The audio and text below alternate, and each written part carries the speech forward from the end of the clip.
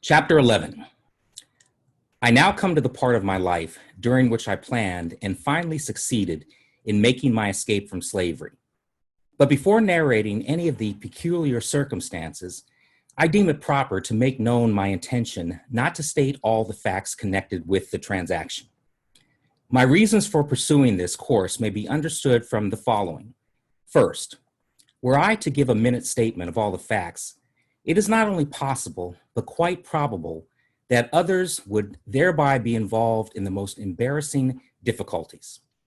Secondly, such a statement would most undoubtedly induce greater vigilance on the part of the slaveholders than has existed heretofore among them, which would, of course, be the means of guarding a door whereby some dear brother bondman might escape his galling chains. I deeply regret the necessity that impels me to suppress anything of importance connected with my experience in slavery. It would afford me great pleasure indeed, as well as materially add to the interest of my narrative, were I at liberty to gratify a curiosity, which I know exists in the minds of many, by an accurate statement of all the facts pertaining to my most fortunate escape. But I must deprive myself of this pleasure, and the curious of the gratification which such a statement would afford. I would allow myself to suffer under the greatest imputations which evil-minded men might suggest rather than exculpate myself and thereby run the hazard of closing the slightest avenue by which a brother slave might clear himself of the chains and fetters of slavery. I have never approved of the very manner in which some of our Western friends have conducted what they call the Underground Railroad, but which I think, by their open declarations, has been made most emphatically the Upper Ground Railroad. I honor those good men and women for their noble daring and applaud them for willingly subjecting themselves to bloody persecution by openly avowing their participation in the escape of slaves. I, however, can see very little good resulting from such a course, either to themselves or the slaves escaping, while upon the other hand, I see and feel assured that those open declarations are a positive evil to the slaves remaining who are seeking to escape. They do nothing towards enlightening the slave, whilst they do much towards enlightening the master. They stimulate him to greater watchfulness and enhance his power to capture his slave. We owe something to the slave south of the line as well as to those north of it. And in aiding the latter on their way to freedom, we should be careful to do nothing which would be likely to hinder the former from escaping from slavery. I would keep the merciless slaveholder profoundly ignorant of the means of flight adopted by the slave. I would leave him to imagine himself surrounded by myriads of invisible tormentors, ever ready to snatch from his infernal grasp his trembling prey. Let him be left to feel his way in the dark. Let dark commensurate with his crime hover over him, and let him feel that at every step he takes in pursuit of the flying bondman, he is running the frightful risk of having his hot brains dashed out by an invisible agency. Let us render the tyrant no aid. Let us not hold the light by which he can trace the footprints of our flying brother. But enough of this. I will now proceed to the statement of those facts connected with my escape for which I am alone responsible and for which no one can be made to suffer but myself. In the early part of the year 1838, I became quite restless. I could see no reason why I should, at the end of each week, pour the reward of my toil into the purse of my master. When I carried to him my weekly wages, he would, after counting the money, look me in the face with a robber-like fierceness and ask, "Is this all?" He was satisfied with nothing less than the last cent. He would, however, when I made him $6, sometimes give me 6 cents, just to encourage me. It had the opposite effect. I regarded it as a sort of admission of my right to the whole. The fact that he gave me any part of my wages was proof, to my mind, that he believed me entitled to the whole of them. I always felt worse for having received anything, for I feared that the giving me a few cents would ease his conscience, and make him feel himself to be a pretty honorable sort of robber. My discontent grew upon me. I was ever on the lookout for means of escape, and finding no direct means, I determined to try to hire my time with a view of getting money with which to make my escape.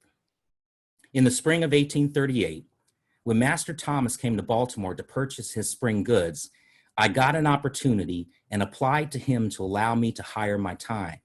He unhesitatingly refused my request and told me this was another stratagem by which to escape.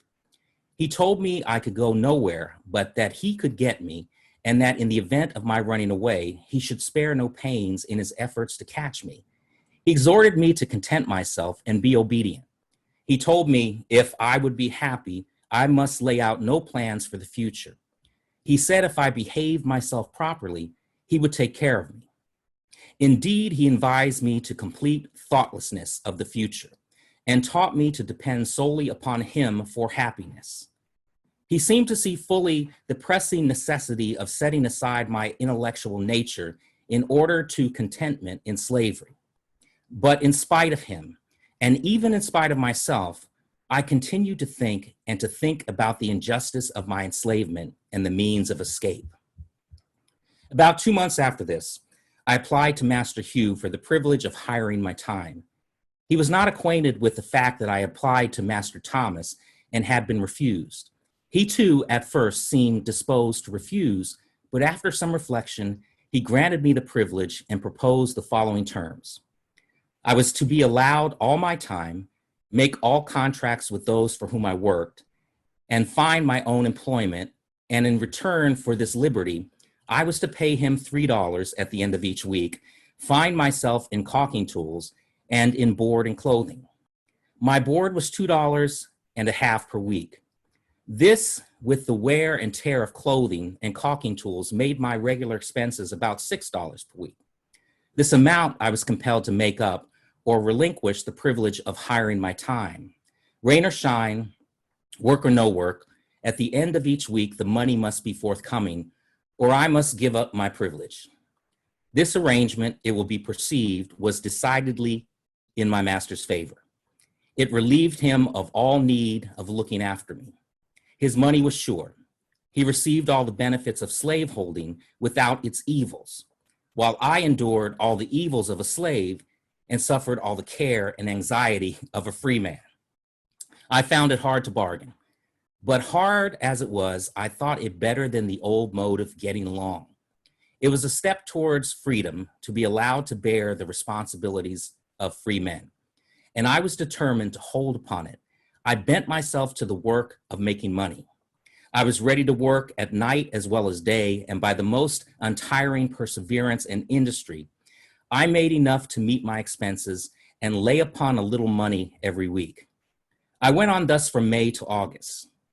Master Hugh then refused to allow me to hire my time longer. The ground for his refusal was a failure on my part one Saturday night to pay him for my week's time. This failure was occasioned by my attending a camp meeting about 10 miles from Baltimore. During the week, I had entered into an engagement with a number of young friends to start from Baltimore to the campground early Saturday evening, and being determined by my employer, I was unable to get to Master Hugh's without disappointing the company. I knew that Master Hugh was in no special need of the money that night.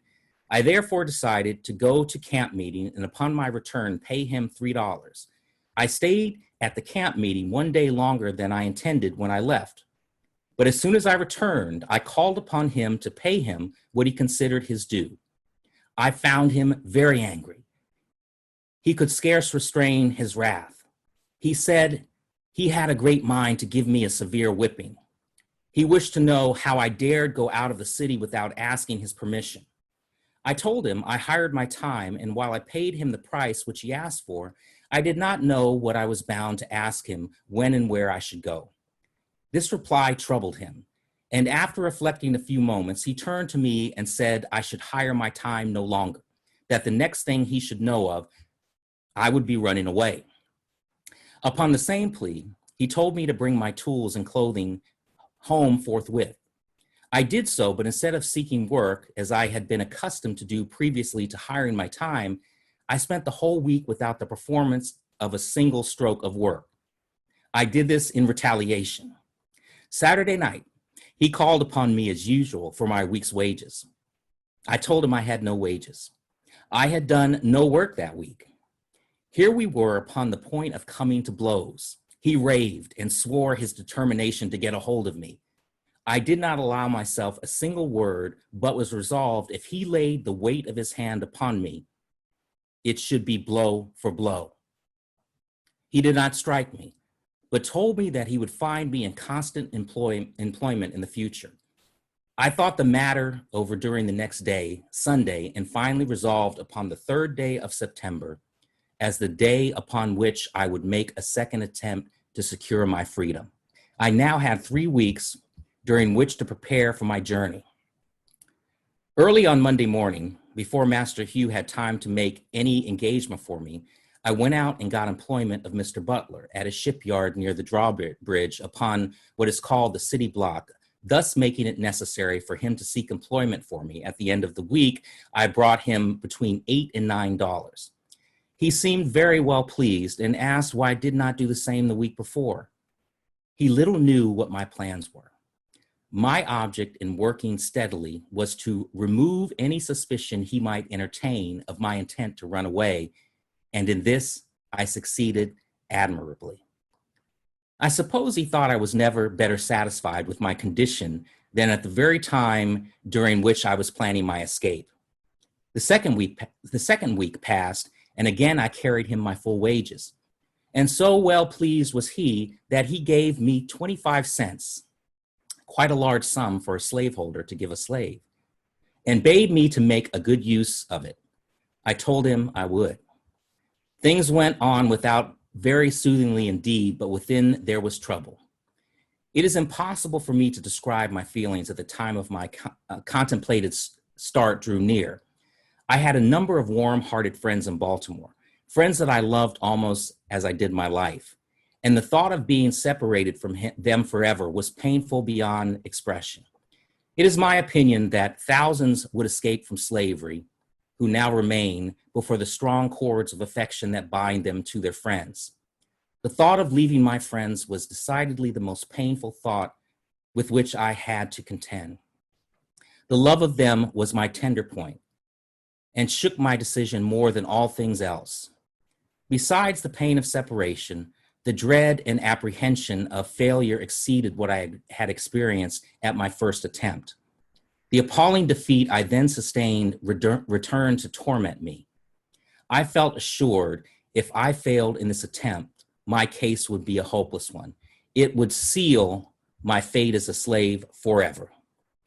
I could not hope to get off with anything less than the severest punishment and being placed beyond the means of escape. It required no very vivid imagination to depict the most frightful scenes through which I should have to pass in case I failed. The wretchedness of slavery, the blessedness of freedom were perpetually before me. It was life and death with me.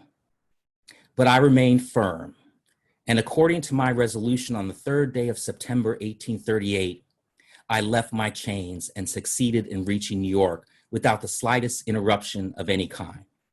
How I did so, what means I adopted, what direction I traveled, and by what mode of conveyance I must leave unexplained for the reasons before mentioned.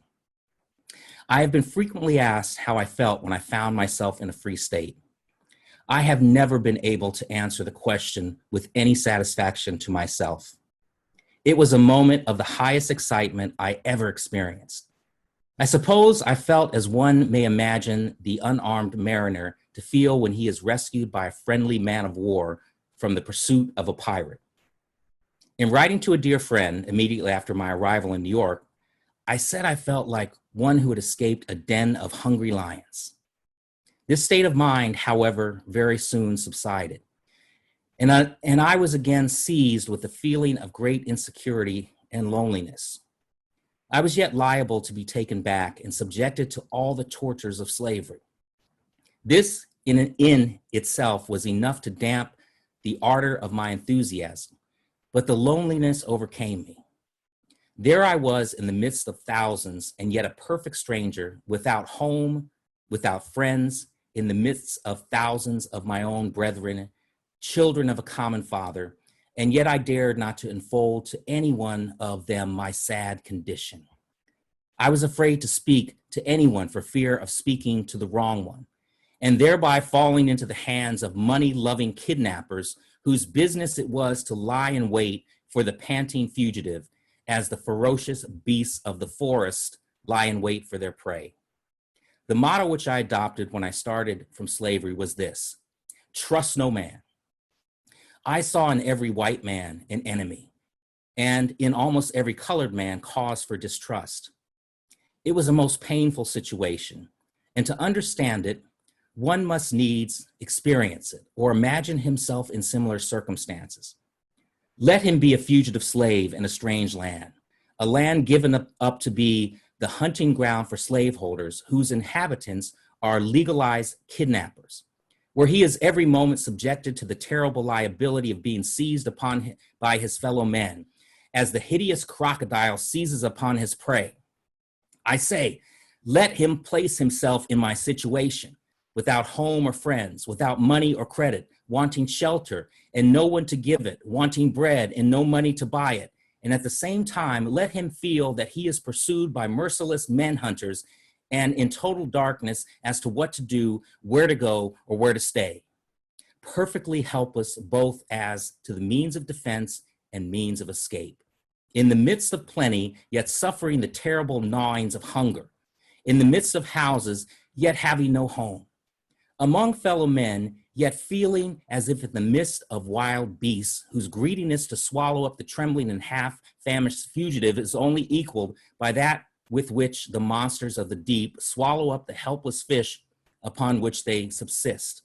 I say, let him be placed in this most trying situation. The situation in which I was placed. Then, and not till then, will he fully appreciate the hardships of and know how to sympathize with the toil-worn and whip-scarred fugitive slave. Thank heaven, I remained but a short time in this distressed situation. I was relieved from it by the humane hand of Mr. David Ruggles, whose vigilance, kindness, and perseverance I shall never forget. I am glad of an opportunity to express as far as words can the love and gratitude I bear him. Mr. Ruggles is now afflicted with blindness and is himself in need of the same kind of offices which he was once so forward in the performance of toward others. I had been in New York but a few days when Mr. Ruggles sought me out and very kindly took me to his boarding house at the corner of Church and L'Esplanade Streets. Mr. Ruggles was then very deeply engaged in the memorable Dard case, as well as attending to a number of other fugitive slaves, devising ways and means for their successful escape. And though watched and hemmed in on almost every side, he seemed to be more than a match for his enemies. Very soon after I went to Mr. Ruggles, he wished to know of me where I wanted to go, as he deemed it unsafe for me to remain in New York. I told him I was a caulker and should like to go where I could get work. I thought of going to Canada, but he decided against it in favor of my going to New Bedford, thinking I should be able to get work there at my trade. At this time, Anna, my intended wife, came on, for I wrote to her immediately after my arrival in New York, notwithstanding my homelessness, houselessness, and helpless condition, informing her of my successful flight and wishing her to come on forthwith. In a few days after her arrival, Mr. Ruggles called in the Reverend J.W.C. Pennington, who, in the presence of Mr. Ruggles, Mrs. Michaels, and two or three others, performed the marriage ceremony and gave us a certificate of which the following is an exact copy. This may certify that I joined together in holy matrimony Frederick Johnson and Anna Murray as man and wife in the presence of Mr. David Ruggles and Mrs. Michaels, James W.C. Pennington, New York, September 15, 1838. Upon receiving this certificate and a $5 bill from Mr. Ruggles, I shouldered one part of our baggage and Anna took up the other, and we set out forthwith to make passage on board of the steamboat John W. Richmond for Newport on our way to New Bedford. Mr. Ruggles gave me a letter to a Mr. Shaw in Newport and told me, in case my money did not serve me to New Bedford, to stop in Newport and obtain further assistance. But upon our arrival in Newport, we were so anxious to get to a place of safety that, notwithstanding we lacked the necessary money to pay our fare, we decided to take seats in the stage and promised to pay when we got to New Bedford. We were encouraged to do this by two excellent gentlemen, residents of New Bedford, whose names I afterward ascertained to be Joseph Ricketson and William C. Tabor. They seemed at once to understand our circumstances and gave us such an assurance of their friendliness and put us fully at ease in their presence. It was good indeed to meet with such friends at such a time. Upon reaching New Bedford, we were directed to the house of Mr. Nathan Johnson, by whom we were kindly received and hospitably provided for. Both Mr. and Mrs. Johnson took a deep and lively interest in our welfare. They proved themselves quite worthy of the name of abolitionists. When the stage driver found us unable to pay our fare, he held on upon our baggage as security for the debt.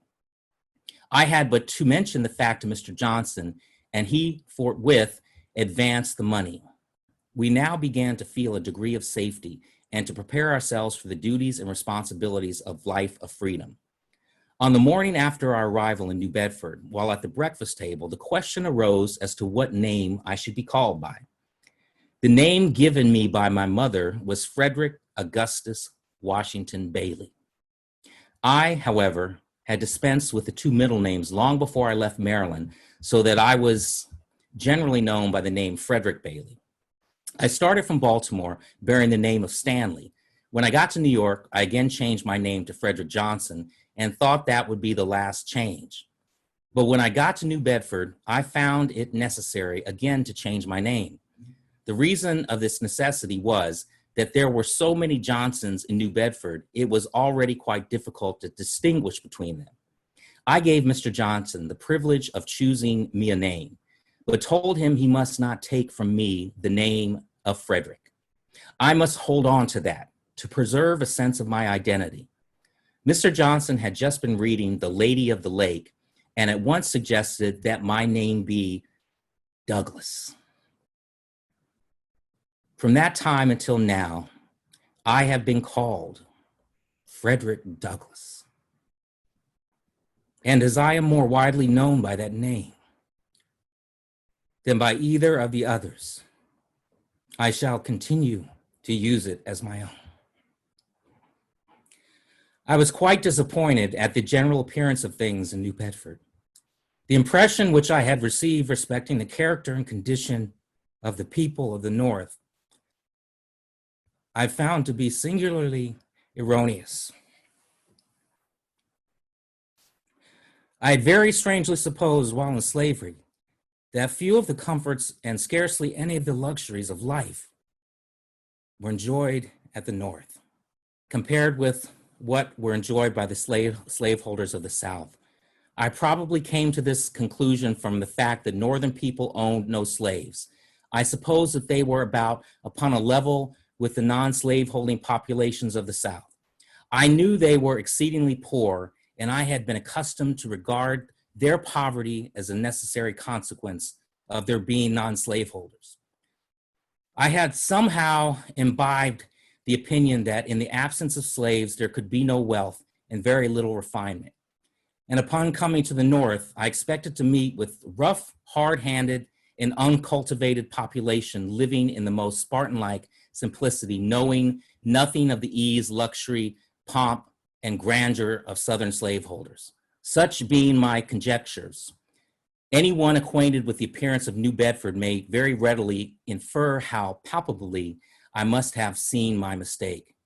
In the afternoon of the day which I reached New Bedford, I visited the wharves to take a view of the shipping. Here I found myself surrounded with the strongest proofs of wealth. Lying at the wharves and riding in the stream, I saw many ships of the finest model, in the best order, and of the largest size. Upon the right and left, I was walled in by granite warehouses of the widest dimensions, stowed to their utmost capacity with the necessaries and comforts of life. And added to this, almost every body seemed to be at work, but noisily so compared with what I had been accustomed to in Baltimore. There were no loud songs heard from those engaged in loading and unloading the ships. I had heard no deep oaths or horrid curses on the laborer. I saw no whipping of men, but all seemed to go smoothly on.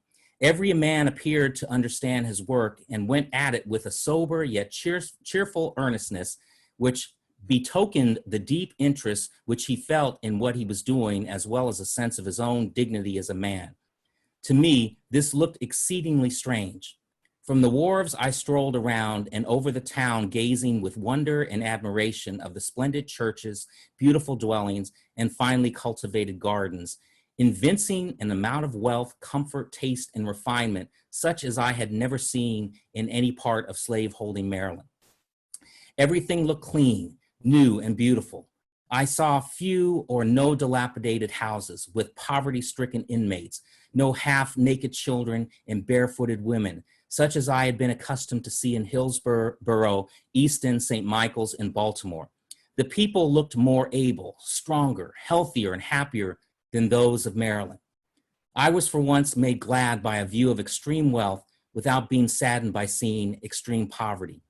But the most astonishing, as well as the most interesting thing to me, was the condition of the colored people, a great many of whom, like myself, had escaped thither as a refuge from the hunters of men. I found many who had not been 7 years out of their chains, living in finer houses and evidently enjoying more of the comforts of life than the average of slaveholders in Maryland. I will venture to assert that my friend, Mr. Nathan Johnson, of whom I can say with a grateful heart, I was hungry and he gave me meat. I was thirsty and he gave me drink. I was a stranger and he took me in.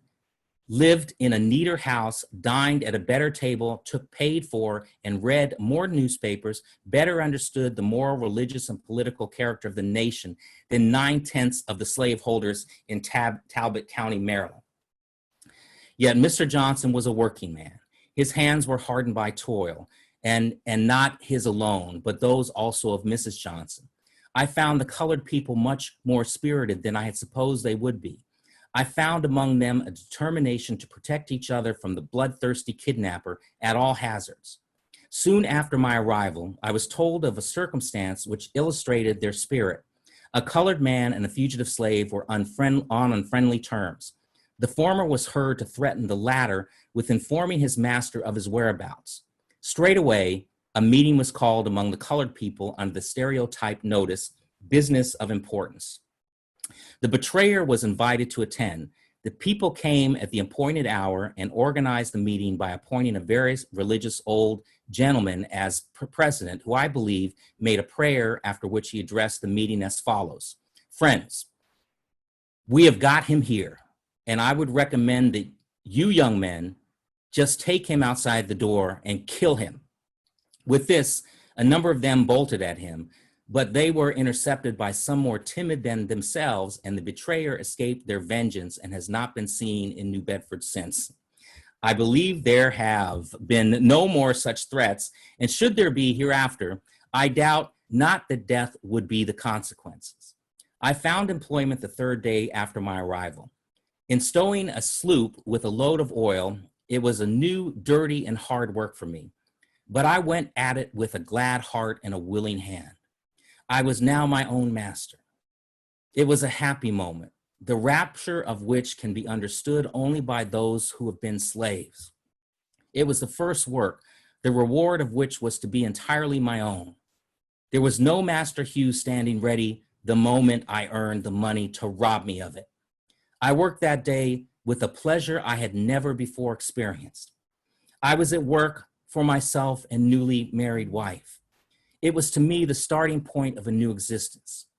When I got through with that job, I went in pursuit of a job of caulking, but such was the strength of prejudice against color among the white caulkers that they refused to work with me, and of course I could get no employment. Finding my trade of no immediate benefit, I threw off my caulking habilibut and prepared myself to do any kind of work I could get to do. Mr. Johnson kindly let me have his wood horse and saw, and I very soon found myself a plenty of work.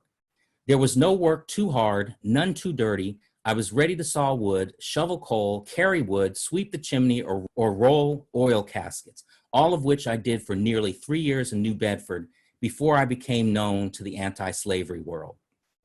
In about 4 months after I went to New Bedford, there came a young man to me and inquired if I did not wish to take the Liberator. I told him I did, but just having made my escape from slavery, I remarked that I was unable to pay for it then. I, however, finally became a subscriber to it. The paper came, and I read it from week to week with such feelings as it would be quite idle for me to attempt to describe. The paper became my meat and my drink. My soul was set all on fire. Its sympathy for my brethren in bonds, its scathing denunciations of slaveholders, its faithful exposures of slavery, and its powerful attacks upon the upholders of the institution sent a thrill of joy through my soul, such as I had never felt before. I had not long been a reader of The Liberator before I got a pretty correct idea of the principles, measures, and spirits of the anti-slavery reform.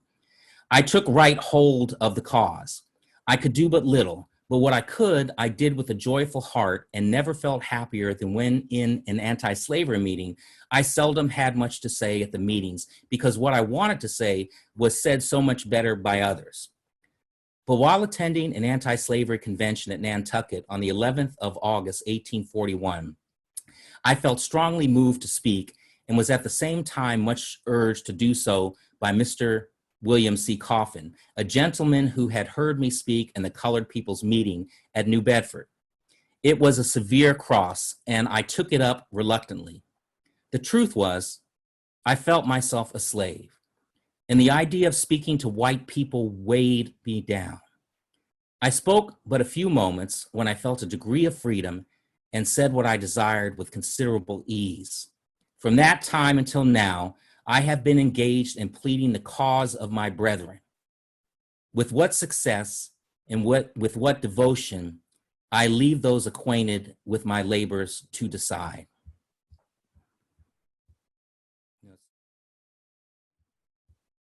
It's tough to read that.